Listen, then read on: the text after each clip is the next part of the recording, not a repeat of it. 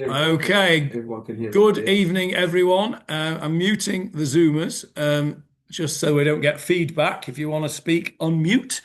Um, Welcome back to Frank and to Barbara and Paul, who've been away, and Leslie, who's been away, and me, who's going away. So there won't be a show next week because I will be away. Right, now, I was listening to a shiur earlier on today, about an hour or so ago, a bit more. I thought I'll just see if I can find anything else on this Nishmat business before we go into the actual words a bit more. So I was listening to this shiur from a lady. I just put into Google Nishmat Kol Chai shiur English just to see what came up. And this lady came up. You would love this shiur, Hannah. So as you probably gathered, I didn't. It was right up Hannah's street. It was full of Kabbalistic stuff, and I think she was. Send me the link. I'll send you the link. I think she was a Chabadnik. This lady, Sarah, somebody. She's written a whole bunch of children's books as well as other things. She sounded a very accomplished lady. Anyway, she had absolutely bought the concept that this was written by none other than no. She did not mention Saint Peter. Rivka and Yitzchak. She says, this lady, that it was written by Yitzchak Avinu and Rivka Imenu because of the acrostic that we spoke about last week. Those of you that weren't here haven't heard it. Did we manage? Was it this year that we didn't manage to record, or was it a different one? No, we heard it.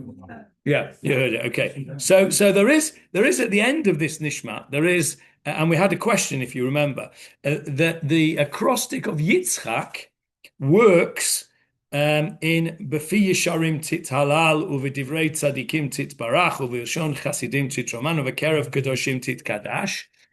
That works with the second letter.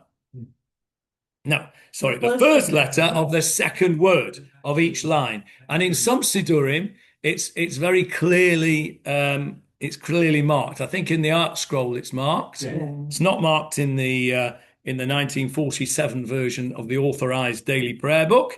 But what we also saw that's Yitzchak is there clearly. What we also saw that in the Nusach Sfard version, there is a Rivka knocking about there as well in the second half of the thing, which doesn't work with the Nusach Ashkenaz version. Hang on, I can see it's coming out, but not yet. Doesn't work with the Nusach Ashkenaz version because the words are the wrong way around. So, Jeff, if you could just give me that Nusach Sfard version, thank you. So the Nusach Sfard version, actually, in this, what do you call it, Rinat Yisrael, it does actually bold out the letters of Rivka.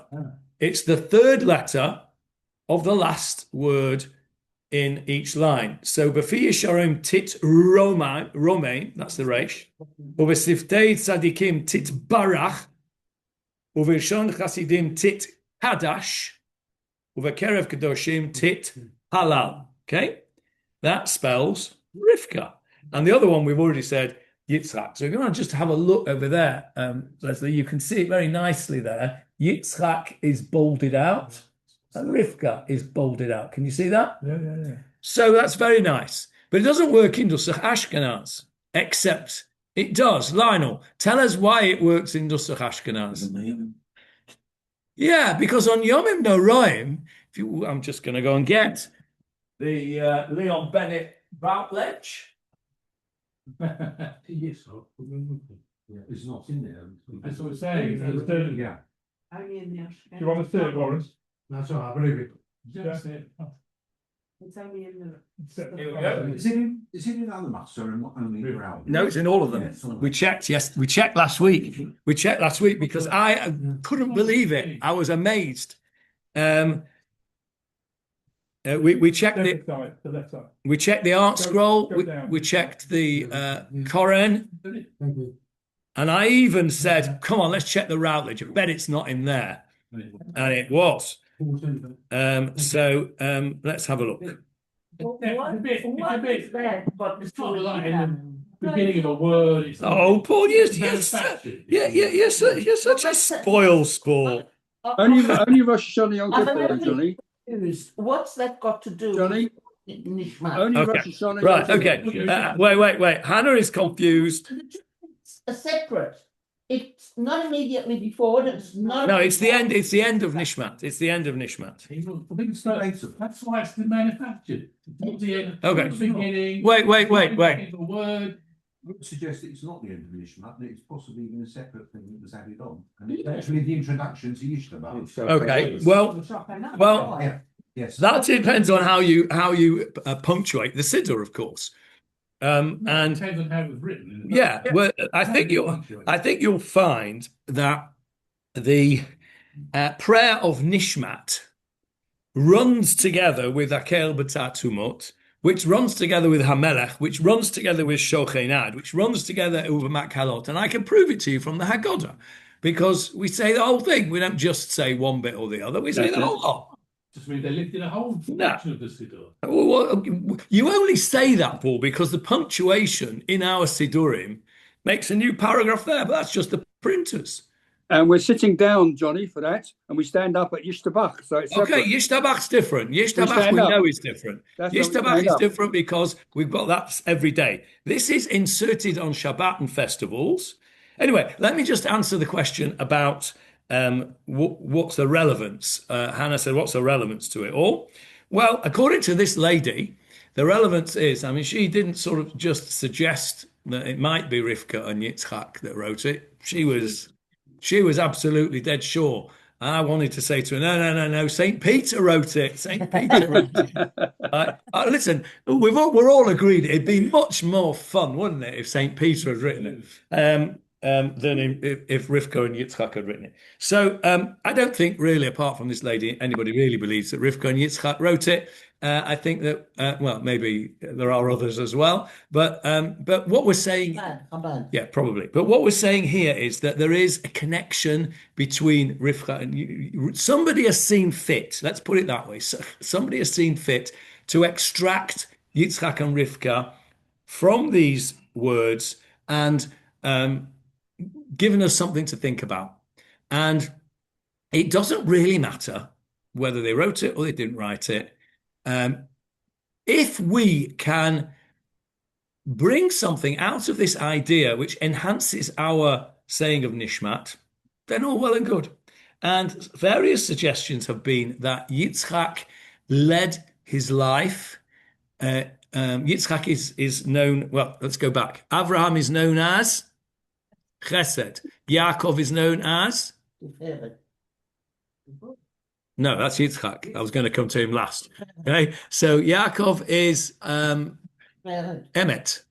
Chesed, Gvura, and Emet. Yaakov is Emet. So Yitzchak is Gvura. What's Gvura? Strength. Strength in what?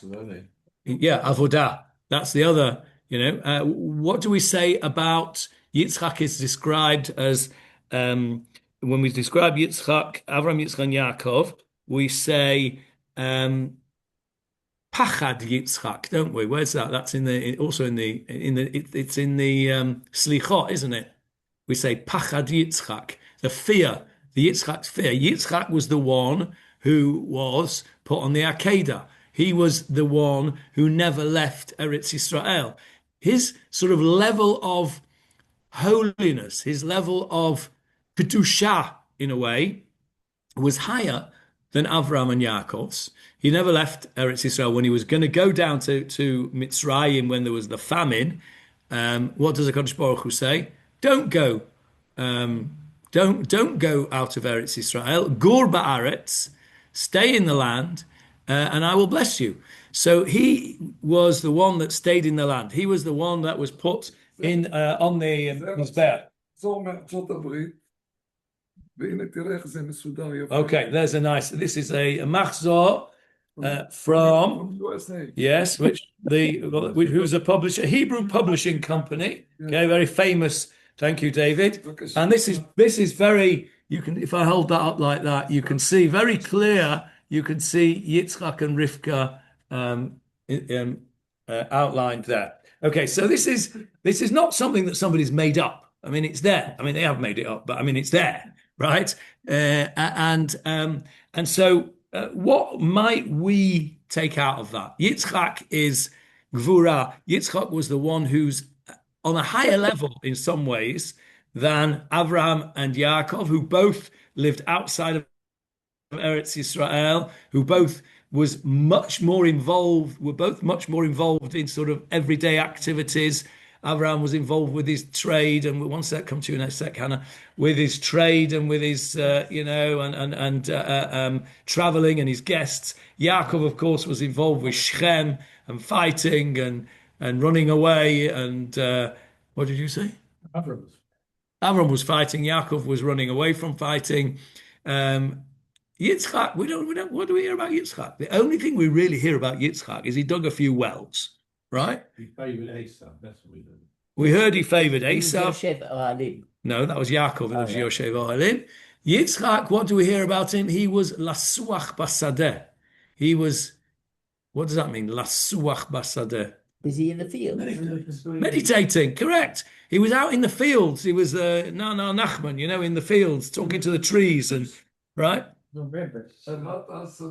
Yeah, he was a very spiritual. Yitzchak was the spiritual one of the Avot for all of the reasons that we've said. I suppose primarily because he was the Akedah. He was almost shechted as a korban. And so suffered from PTSD. What? No doubt. One of the ideas is when do we say Nishmat? Okay, let's start with that. Shachris. When do you say Shabbat? When is Shachris? Before Yishtabach. When? What days? The whole week. And Shabbat. You say Nishmat on Shabbat too. Philip says it every day. Good. Shows you how much notice We you only take. say it Shabbos. Shabbos and Yom Tov. You don't say Nishmat every day. Shabbos and Yom Right, Tov. yeah. We don't say Shochanad every day either. Shabbos and Yom Say Tov. Yishtabach every day. Yeah. Shabbos and Yom Tov. Okay, so Listen, I'm 80 years old. I'm losing it. yeah, you never had it to lose, mate. Yishtaba, now you got me at it. Nishmat is only said on holy days. When Shabbos else and do we? Yom Tov. Shabbos and Yom Tov, that's right. So there is an extra spirituality. What do we get on Shabbat? And the Shema Yiterah. Nav and the Shema. Yeah, we have this idea, of course, that the holy days are not holidays, they're holy days. And so it's fitting that Yitzchak should be connected. No, she said he wrote it. And I twitched it off after that. I'd had enough. I'll send you the link. I only got it was a 30-minute share. I only got into about 15 minutes. I'd had enough after that, I'll be honest. So I'll send it to you. No, I wasn't concentrating, so there was no point really. I switched on instead. I listened to Tanya White talking about Rabbi Sax's book, Future Tense. So I got for me that was much more useful use of my time. Okay, Hannah's not happy. Tell us why you're not happy, Hannah. There's an expression in Hebrew that says, Kol HaMosif Gorel. And I think that Nishmat Kol Chai is a really, really beautiful prayer. It's something special. At least in my mind, it stands out as something special. The language in it is incredible. And everybody that tries to stick something else onto it, like Yitzchak and Rivka, only takes away from its magnificence, in my opinion. Okay, well, I don't think that that's an unreasonable thing to say. I'll just repeat it for the people on the Zoom and recording. Anna says that it doesn't need any additions. It's a beautiful prayer as it is, and by adding things, it detracts from the whole. And that's fair enough. But if we can bring something out of this Yitzchak and Rivka thing, well then. Well, we don't, but there's another opinion, as I said last week, that the person that wrote it was called Yitzchak, but not the. Johnny, Yitzchak, have I got it wrong? Were Rivka and Yitzchak praying to each other for a child? Yes, not to each other. They were praying opposite each other. That was all the other thing I was going to say. So can I carry on? Yes, go on, Jackie. We only said on Yom Noraim because on Rosh Hashanah, Hannah's praying for a child, and then on Yom Kippur in the afternoon, it's all about family purity. All right, but we say it on Shabbat when we're not even allowed to make personal requests. So it's a nice idea, Jackie, but it doesn't actually fit. Okay, so the other point, just to go where Jackie was going a bit, Yitzchak and Rivka, they were praying in opposite sides of the room. Rashi says very famously there at the beginning of Parshat Toldot, I think it's Toldot, says there that Yitzchak was praying for Rivka and Rivka was praying for Yitzchak, and therefore proves to show you that if you pray for somebody else, then you get what it is that you're praying for. Okay. Now, I have always had a bit of difficulty with that, because if you say that that's the case, right? Now, let's say I want, I don't know, a Rolls Royce, right? Just whatever. I don't, but let's say I did, right? I will then pray that Leslie will have a Rolls Royce and then I'll get one because I'm praying for him, but I'm not really praying for him, am I? I'm praying for myself. So I'm not sure that whole thing really works. I think it's got to be after the event rather than a premeditated sort of. Yeah, of course it is. That's right. So for people who are ill when you're praying for somebody else. Yeah, I think Hannah's right. Yeah, I think you're right. Hannah's right. So if you pray, for somebody to be healed, then, if you've got something that you don't even know about, maybe Kodesh Baruch Hu will, maybe that's the point. To a story. Yeah. There's a story about a young couple with 5 kids, and they're living in a rented apartment, and he's learning and she's barely making enough money, and they're about to get thrown out of their apartment, and they've got no one to turn to and no parents and nobody, and they're really in very, very dire straits.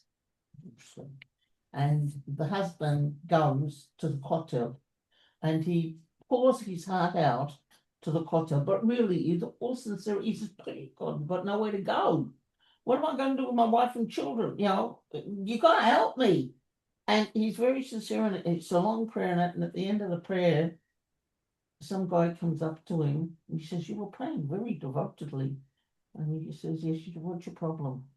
He says, "I've got," and he tells him the story. And the guy says, "You know what? It's $10,000. I've got in Manila here, I've got an apartment that I bought as an investment, and it's just standing there empty. Be my guest, take your family, go live there." So he goes back and he tells the Rosh Yeshiva. And the next day, all the Talmidim of the Yeshiva are standing at the kotel praying. And they come back to the Yeshiva, and they go to the Rosh Yeshiva and say, "Somebody came and gave us an apartment." And he says, "No." He says, "Because you were praying to get an apartment. He was just praying to pour his soul out to God and ask God to help him. And God did." Is that a true story? I was told that. Okay. That's a very nice story. Sorry? Let's bring it back. Probably she was told it. Okay. By the way, in here, it actually says in the Hartsfield commentary on this verse you mentioned in Toldot, it actually says that she was praying for herself.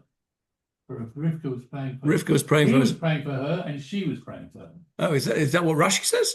It's what the commentary here. I always learnt the Rashi that says that they were praying for each other. Have a look at the actual Rashi. I haven't got over the Rashi. It's not a bit. Okay, let me have a look at the Rashi. Let's find a Rashi. I'm only reading from the Rashi. No. I was going to see now, so. Oh, that means my brother, my second brother. Chumash Bereshis. That's what it says here. Okay, David, on to get us one. Okay, so let's have a look. Let's have a look and see what I think we talked briefly. We talked briefly about this point. We spoke briefly about this point last week or the week before. Where do we forget Saint Peter and forget Yitzchak and Rivka now? We've done that. We've had our fun with that. Where do we first read about the prayer of Nishmat? Well, we read it in the Haggadah, yes. So let's take that one step further. Where the Haggadah, of course, was developed over a period of time, and the Haggadah as we know it is probably the earliest Haggadah that we've got is probably 9th century. Okay, but we read about the prayer in relation to the Haggadah. I'm trying to be a bit cryptic here. Where might we read it? Psachim, correct. In Gemara, Psachim. Psachim talks about Pesach, talks about obviously a lot about Leila Seder, and it tells us what the prayers are that we should say. The Haggadah developed over a period of years into what we have now. I mean, the Gemara, the Haggadah could not have been written. Yes, thank you very much. I'm just going to digress to look at thank you, David. Just to look at this Rashi and see if my memory is faulty, because I seem to recall that Rashi from my childhood. Ve'ela toldot Yitzchak, Avram L'nochach ishto. Yeah, there we go. Rashi says this. L'nochach ishto, opposite his wife. He was praying. The actual pasuk says, Vaye'eta Yitzchak l'Hashem. Yitzchak implored Hashem, L'nochach ishto, opposite his wife. Ki akara he. In the presence of his wife. All right, but it's always translated. What have you got in your article? How is L'nochach translated? Opposite, yeah, opposite, facing. Yeah, okay, better facing than opposite. Facing his wife. Okay, L'nochach means facing. And Rashi says, Ze omeid bezavit zu, right? This one was in one corner, umit palel. Zavit is angle. What is the angle of a room? The corner? The corner. Okay. Right? The corner's one wall's going that way, and the other wall's going that way. What is the corner? 180 angle. In the middle. 90-degree angle. Oh my goodness me. I just did that to Give me because I know that it's nice.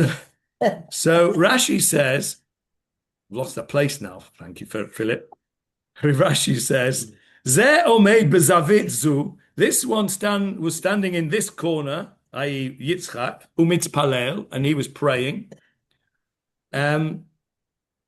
V'zu, and she, and this one, feminine, umedet bezavit zu, and this one was standing in the other corner, umitpalelet, and was praying. So it doesn't say that they were praying for each other. And it says that HaKadosh Baruch Hu, listen to this, this is a bit, now remember this Rashi as well, since we're on it. Then it says, Vaye'ater lo Hashem, and Hashem listened to his prayer. Now that's, I think, where somebody who said he was praying for her, she was praying for herself, that is where this comes from, that what I told you came from, because he was praying for her. She, Vaye'ater, it's a passive form.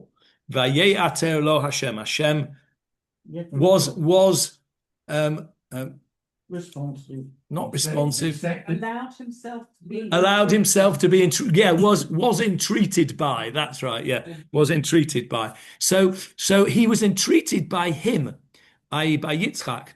Doesn't say by them. They were both praying, and it doesn't say by her. That is the source of this. What I said before, which is that, as I'll say, as a result of this pasuk, that Hakadosh Baruch Hu listened to Yitzchak's prayer and not Rivka's. Rashi gives a different answer, but Chazal say the reason being that Yitzchak was praying for her, she was praying for herself, and therefore, so therefore that's why the article says that. But look what Rashi says. Rashi says something very, I don't know. See what you think. Vayeyater lo, Velo la. He was entreated by him. He allowed himself to be entreated. In other words, he answered his prayer, velo la, and not her prayer. What do you think Rashi says? Brilliant. You're not going to like it. So I tell you. She'ein dome tfilat tzadik ben rasha litfilat tzadik ben tzadik. Right? Yeah, that's a concept. Though. The prayer of a righteous person who is the child of a Rosha, of a wicked person, is not the same as the prayer of a righteous person who's the son of a righteous person. Yitzchak was ben Avraham, right? Wait. We can debate it in a sec. Let's just get it straight. Yitzchak was ben Avraham, Tzaddik ben Tzaddik. Rivka was bat Lavan. Lavan. Lavan was faster. Rivka was not bat Lavan. She was the sister of Lavan. Who was she the bat of? Betuel. She was bat Betuel.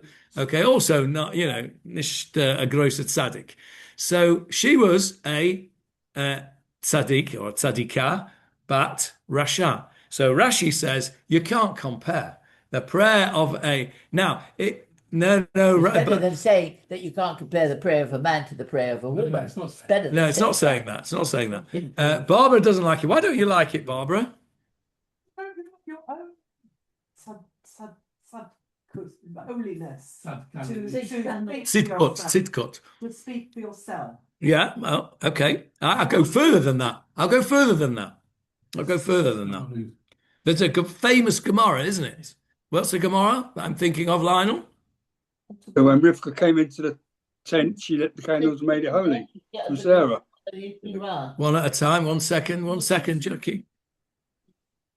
The Yeshiva, whatever it is, and there's two candidates, and one of them says, "I'm not worthy because he's the son of a." Yeah, that supports Rashi because the Rabbi Akiva was not made the Rosh Hashiva.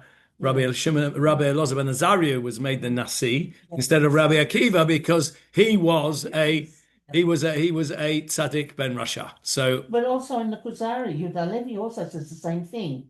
So he says a person who converts to Judaism will never be at the level of a person who was. Which flies in the face of the very famous Gemara, which says, "Tzaddik gamor eina omeid b'makom shel bal tshuva."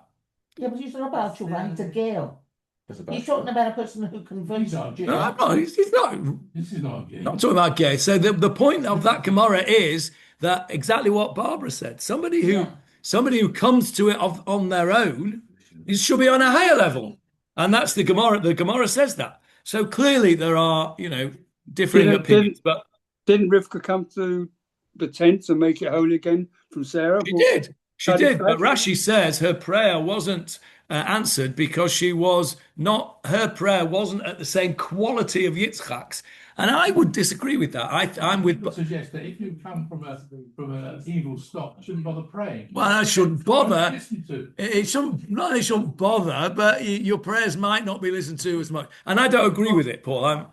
Yeah, I agree. You're preaching to the choir here. It's a shame.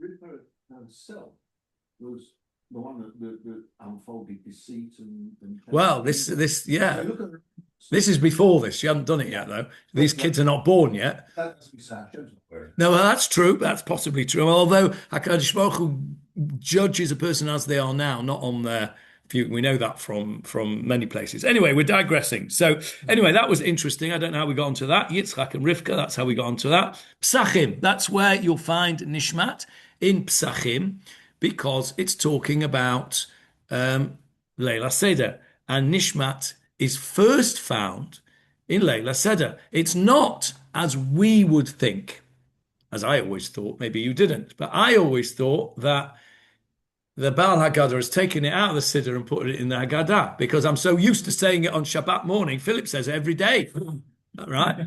So, most normal people say it on Shabbat. Wait a right? minute, are you saying that I'm not normal? But I thought, originally I thought, well, they've taken the Baal Haggadah has taken this prayer and put it in the Haggadah. But it seems this is the other way around. It seems from the Gemara that the first place that Nishmat appears is, in fact, in connection with Pesach. Yes, Frank. The one thing that gives me a little problem with that is that you've said previously, that I heard on the recordings, how important Nishmat is and the essence of what it is, which is why we only say it on a holy day. Why would we then save it up and put it in the Haggadah after we've already had 3 glasses of wine? No, I'm going to be serious. Things that we don't do in our normal Seder Tefilah, because we might have been drinking or before. Yeah, well, I mean, so why because clearly, the whole of the Leila Seder is a special event. It's it's a special case. You're absolutely right. Normally, you can't daven if you've had a drink. You can't do. Alcohol is not compatible with. You're absolutely right. I don't think so. No, it's the other way around. I think this elevates the kedusha of the wine. By the way, a halacha that I learned a few years ago, which I had to remind somebody of very recently, and that is: has anybody here ever been an aide at a wedding on a ketubah? Yes. Yes. Okay. Now, if you get there early and you go to the tish, right, or you go to the bar there, and you go to the stands where you get your whatever it is that they're giving you out there, you've got to be careful because you're not allowed to drink alcohol. If you've drunk alcohol, you cannot be an aide. I fell foul of that once. I didn't know the halacha. Many years ago, I was meant to be an aide, and I turned up to the I'd got there early, went and got a glass of wine or whatever it was from the bar, and I saunter over to the tish where they're about to start the whole performance of doing the thing. And I walk over with my glass of whatever it was. And the Rav, who was being Masada Kedushin, looked at it and he says, "Have you had any of that yet?" And I said, "Yeah." He says, "You're out. You're off." I mean, actually, tell my friend's daughter that her Shabbat is not necessarily valid. No, but if Chas v'Chalila they ever need to get a divorce and he refuses to give a get, then it's possible that they could then retrospectively annul the original ksuba because you were shikha. Right? Okay, so anyway, that is the halacha. I learned the hard way. And I was at a wedding recently which I was an aide, and of course, I'm a quick learner. I don't make the same mistake twice, having been very embarrassed by it. Anyway, the chap sat next to me, who's the other aide, has got whiskey in his hand, and I said, "Have you had any of that?" And he said, "Yes." I said, "Oh, well," I said, "I'm not the Masada Kedushin, but I think you ought to point it out to the Masada Kedushin that you've had this because actually passels you from being a witness on the thing." Anyway, so he slunk off and we found someone else. So there you go. How did we get onto that? Oh, Frank. Yes. Johnny? Yes, Jackie. Could it not be that Nishmas is inserted into the Seder service in reference to the 4 rabbis when the student comes up and said, "It's nearly time to daven Shema. The dawn is coming." So I had to say Nishmas very quickly. Yeah, so that's first of all, as Barbara points out, Nishmas is much, much later in the Seder. And secondly, if what we said is correct, i.e. that it starts in the Haggadah and was then taken from the Haggadah into Shacharit of Shabbat morning, then that doesn't work. That only works if it was first of all in Shacharit and then put into the Haggadah. But we've already said that it was in the Haggadah first. So that's where we first see it.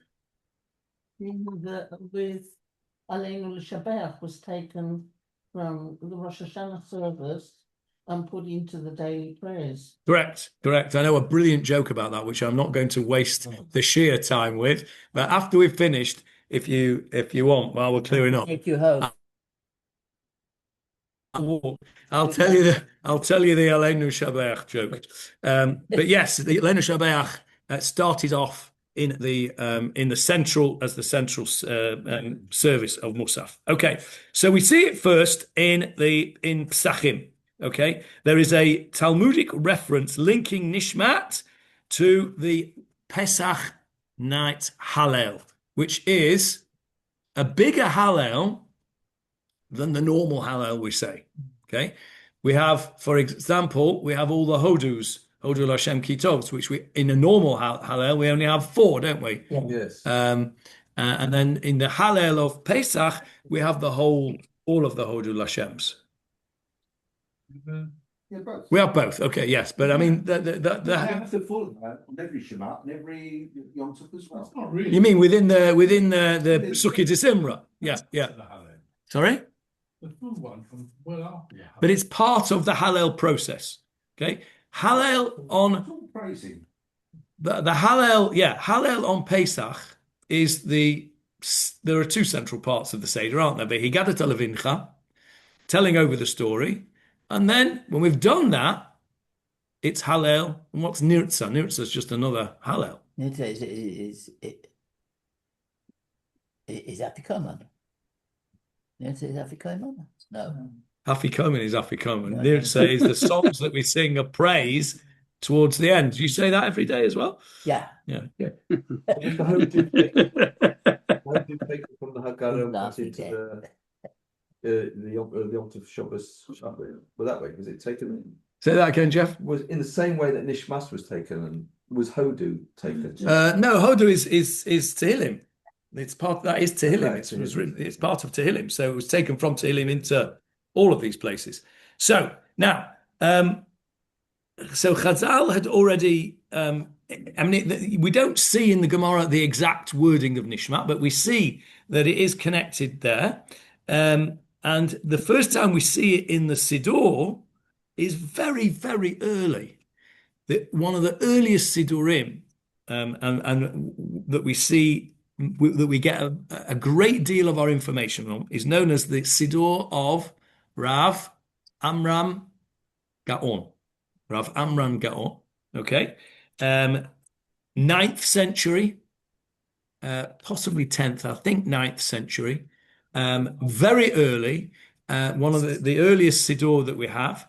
And it is already there, it appears already there in the Shabbat morning davening. So for Shabbat morning, it's one of the oldest prayers that there are. One of the oldest fixed prayers that there are. So it seems that there was a debate in medieval times as to whether this should have been put in. And the reason that there was the debate was actually a little bit of what we said around this table, that some of the rabbis said, and I think we mentioned something like this last week as well, it's too holy. Nishmat is too holy for us to be handling. And that would fit in with Jackie's view that says, well, we should only say it on Yomim Noraim because it's a very holy prayer. And I think we mentioned, didn't we, that Chabad, for example, don't say Anim Zmirot. And the reason they don't say Anim Zmirot is that it's too holy. It's too holy a prayer for us to say. So let's have a look. Let's have a look now at some of the wording in Nishmat. I think we did say that do go through the first few words and maybe the first pasuk last time. Nishmat kol chai tzevarech et shimcha Adonai Eloheinu. And we did do this because we spoke about neshama, nishmat kol chai, and I think there was a distinction between the translations. Some translations said the breath of every living soul or the soul of every living being. What have you got there, Barbara, in the art scroll? Soul. And we've got here in the Routledge and in the Old Singers, we've got the breath, haven't we, Lionel? You've got the 1950. Lionel's got the 1959 version of the Singers there. And we also spoke last time, if you remember, about the idea of Kol Neshama Hallelujah, Hallelujah, where the Chazal say, Al Tikra Kol Neshama Ela Neshima. Neshima is a breath. So Kol HaNeshama Hallelujah. Every soul should praise God. We do say that every day. And the rabbis say, no, not every soul, every breath. Meaning, and of course, that is Everything you do. that is the source of a lot of halachic debate, which is going on right at the moment in the modern world about end of life care. Oh, yeah. Because until not that long ago, when I say not that long ago, I'm talking certainly when I was in practice 20 years ago, let's say, there was an almost universal halachic acceptance that a person had to be kept alive almost at all costs at the end of their life because of this concept of Kol HaNeshima Ta'alel. Yeah, every breath is a praise of HaKadosh Baruch Hu.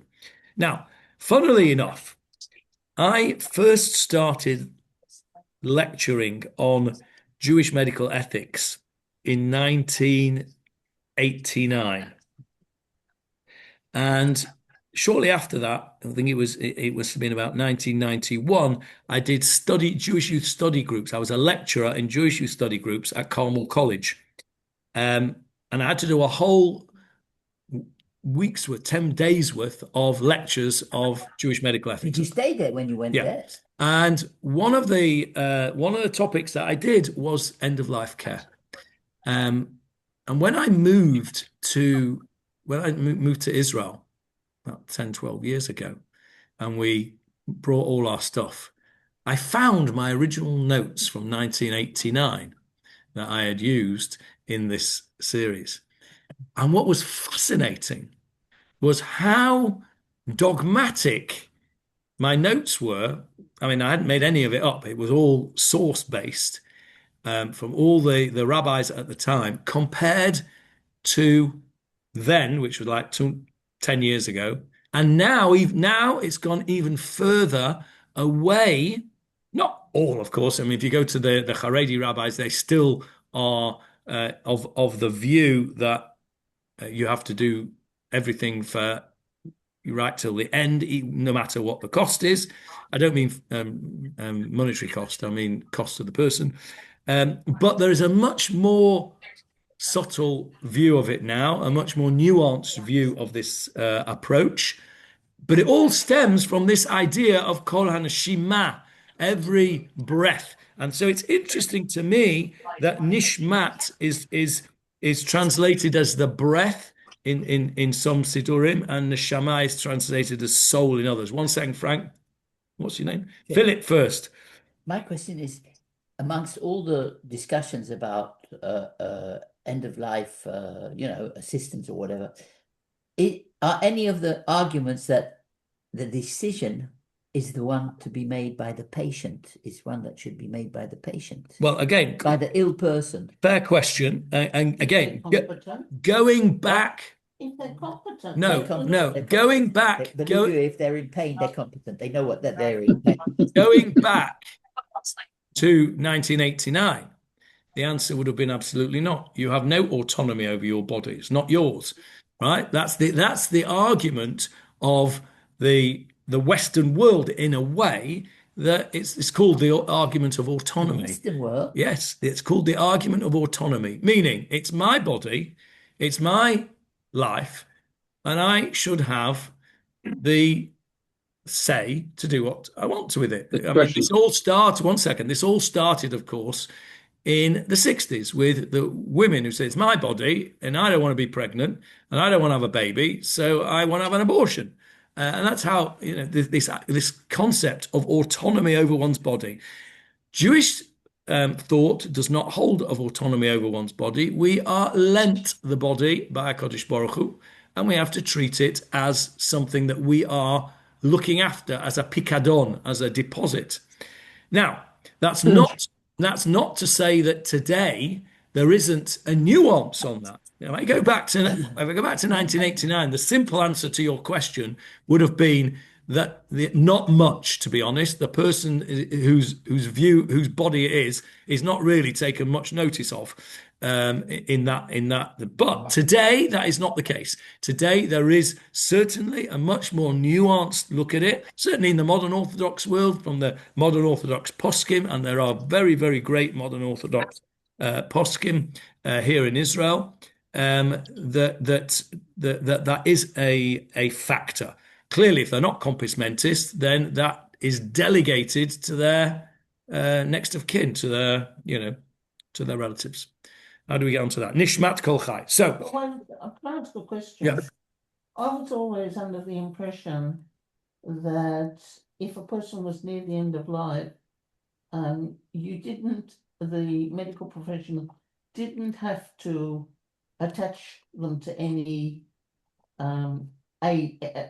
survival aids, but if you did, if by some chance you went away and you did, you can't detach them.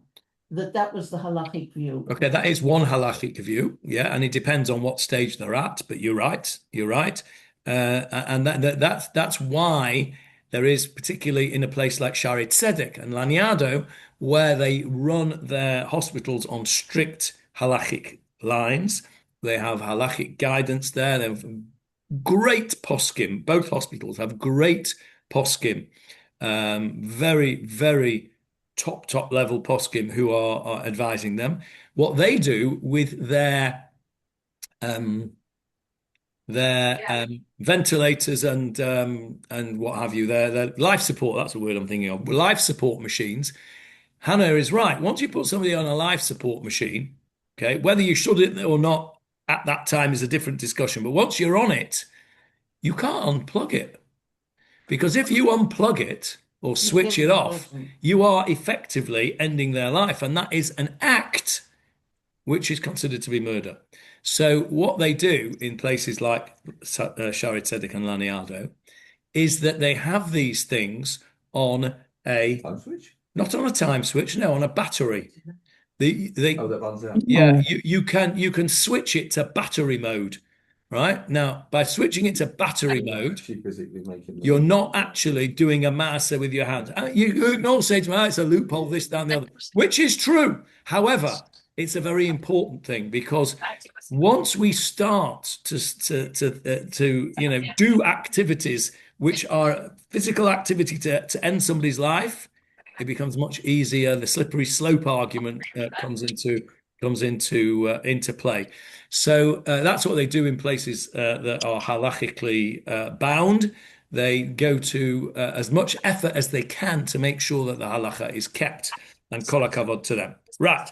Let's spend a few minutes going through a few of the wings. So we said Nishmat kol chai, every breath, every soul should bless. Tevarech should bless Eshimcha Adonai Eloheinu. Your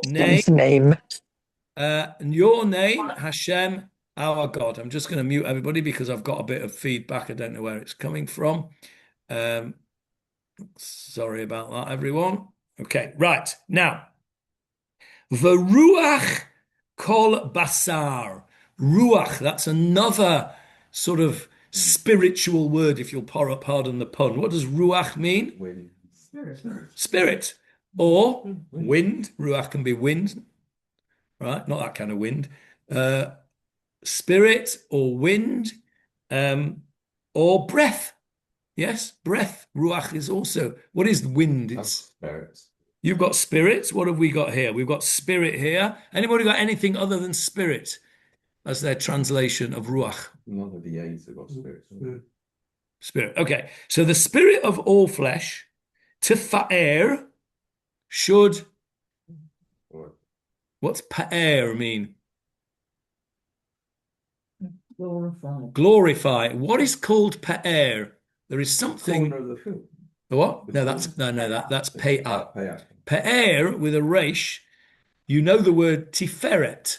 Yes, we have that in the bracha when we say after the haftarah. Yeah, tiferet. It's the same word, the same root, pa'er. But there is something that we do every day that is called pe'er? What is referred to in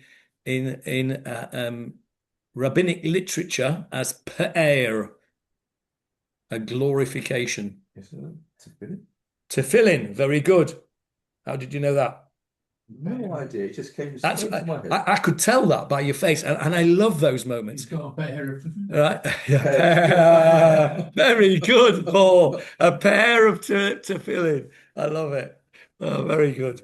Oh, very good. Somewhere lurking in the back of my mind. Do you know, I love it when that happens because It's that university challenge, isn't it? you know, so you come up with an answer that, how did I know that? I never knew that. Happened to me once on a ward round. On a ward round, we were on this ward round as a student, and this teacher used to go round each of the students and ask them, they'd ask a question and you'd all have to come up with some answer. So I remember the question. I mean, listen, I've been qualified 44 years. So we're talking about at least 45 years ago.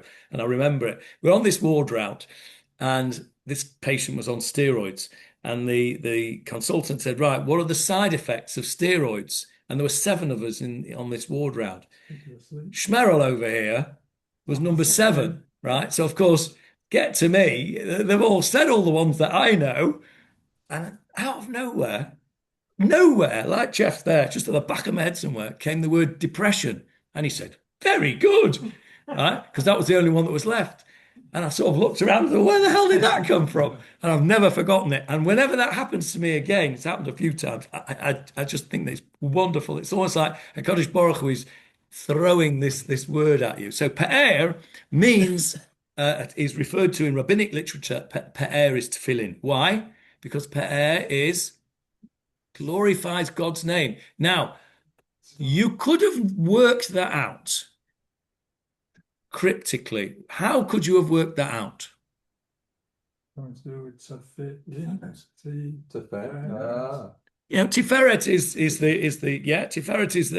is a descriptive word, an adjective. No, I'm talking about something to do with tefillin, which would show that they are glorifying Hashem. You wear it on your head, but you do wear it on your head and your arm. So yeah, I'm more interested about when you don't wear it. Shabbos. No, not in the Yeah, you don't wear it on Shabbos. Why don't you wear it on Shabbos? Because it's you've got other. Yeah, because Shabbos itself. There he goes. Another one that just popped in that you knew. Okay, Shabbos itself glorifies God, so you don't need the pair. Shabbos is a tefillin is also known as an ot, a sign. What else is known as a sign? Ot is a brit. Yeah, Shabbos. So if you've got Shabbos, you don't need tefillin because you've got an ot. But when else don't you wear tefillin other than Shabbos and Yom Tov? When you're in mourning. Every morning you don't wear them. No, when you've lost someone. An Ovel does wear tefillin. Aninut, no, yeah, Aninut he doesn't. Yeah, but that's because he's too busy. Yeah.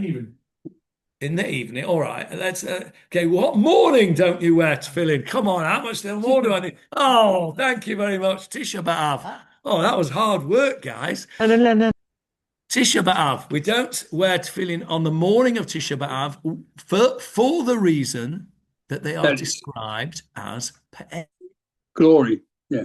Why we don't wear tefillin on Tisha B'Av morning? Because we are in such deep mourning that more deep mourning or deeper mourning than even if we were mourning for our own relative. Because when we're mourning for our own relative, once you've buried them, you do wear tefillin. But on Tisha B'Av, what about Johnny? What about Sukkot? We got frozen. Made him speechless. what about Sukkot? Goldie's Do we wear frozen. tefillin on Sukkot? No. We don't wear tefillin on Yom Tov for the same reason we don't wear it on Shabbos. We don't need to wear it on Shabbos, on Yom Tov. And Chol HaMoed, that's a whole machlokas whether you wear it or not. Don't go there. But Tisha B'Av, the rabbis clearly say we do not wear tefillin on the morning of Tisha B'Av because we are in such deep mourning that it is not appropriate for us to have anything which is called glory. We also we remove the parochet from the Aron Kodesh, don't we? For the same reason. What is the parochet? It's something that beautifies. We're not in a state of mind on Tisha B'Av morning to be in a beautiful shul with beautiful tefillin. So what happens is we've still got to put tefillin on Tisha B'Av, haven't we? In the So afternoon, mincha. we wait until mincha when the morning has eased off. The intensity has eased off a little bit. Yes, Frank.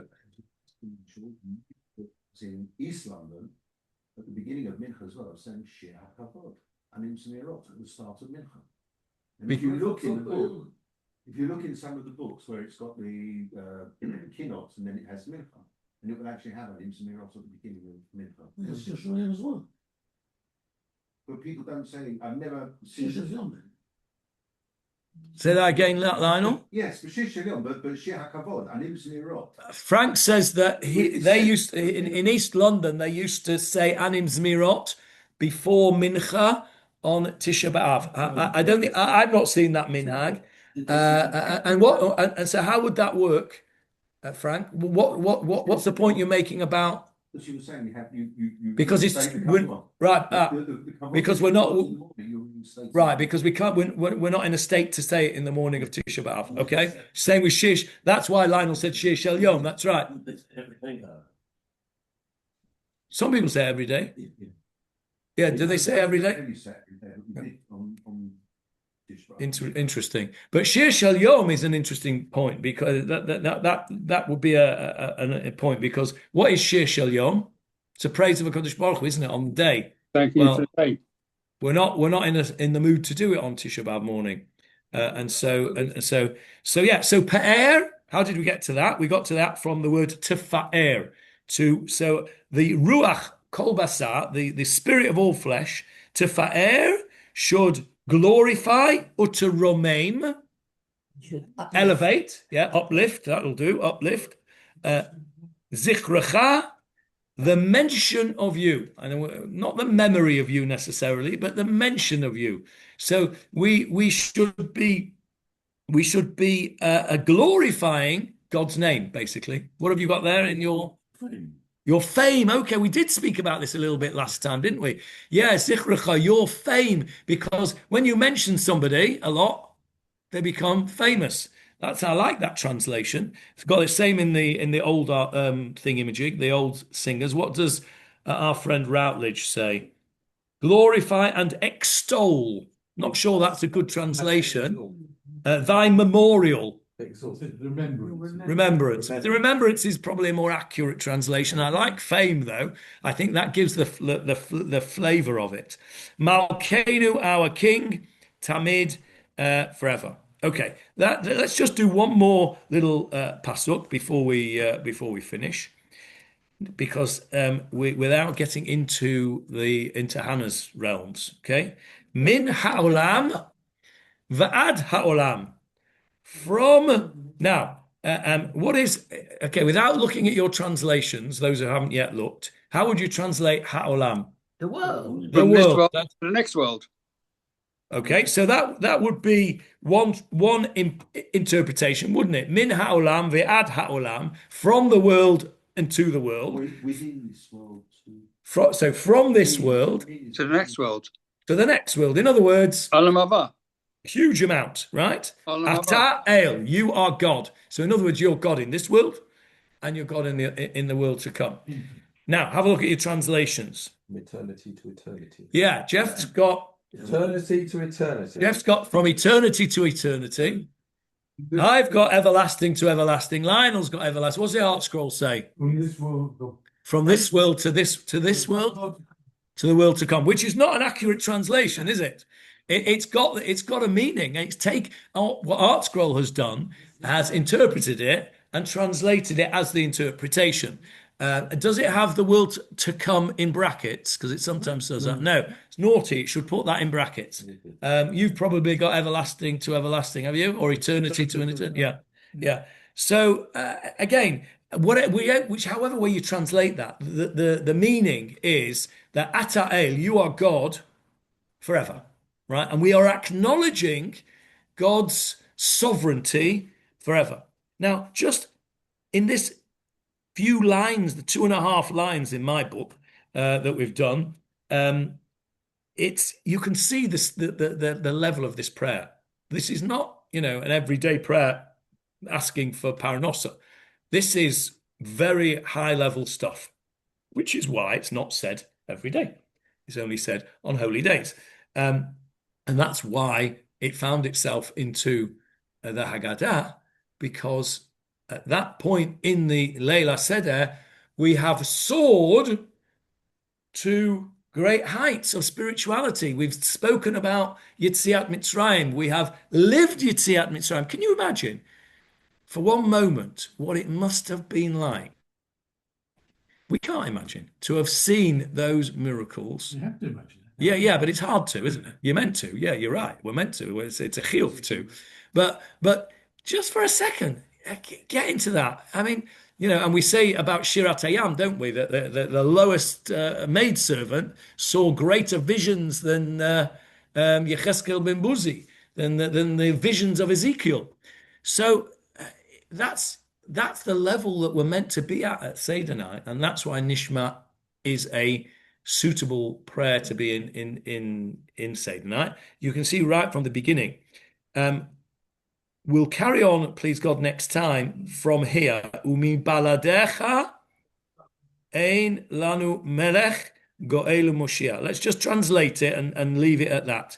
Umi baladecha, Without you. and apart from you, besides for you, ein lanu melech.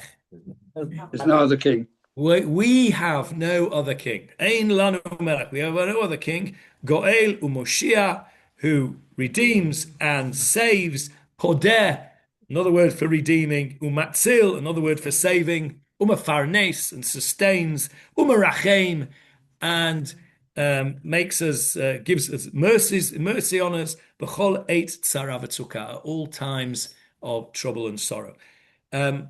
We're going to talk about that in some more detail next time. Stop at the end of Moshiach. Do I have a full stop? No. Don't even have a comma. No. Sarah. Yeah, actually. Yeah, me too. Yeah. You'll manage.